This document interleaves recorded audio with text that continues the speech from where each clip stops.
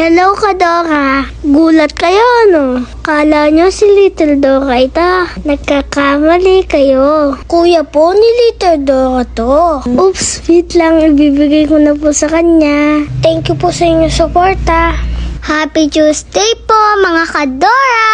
Back to me! Almusal na po tayo. Nakapunta po pala si Mama ng madaling araw sa palengke. Kaya nakabili po siya ng suman. Favorite din po namin to na almusal. Kain po tayo, mga ka-Dora, with hot choco. Naubos ko nga po dyan yung suman. Nakalimutan ko pong tirahan si Mama.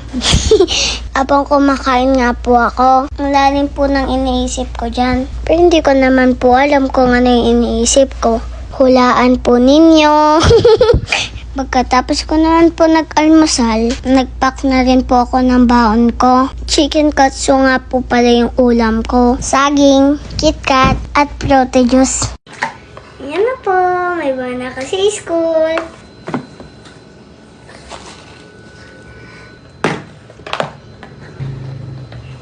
Yummers! Mag-lunch na rin po tayo. Pork caldereta po yung niluto ni Mama. Ang sarap nga din po nito. Muntik ko na maubos. Pag sarsak kasi yung ulam ko, napaparami po talaga yung kain ko. Iba po talagang mag-alaga si Mama. Busog ka na sa pagmamahal. Busog pa ang iyong tiyan. 2 in 1. San ka pa? Dito ka na. Sa piyesta tumira.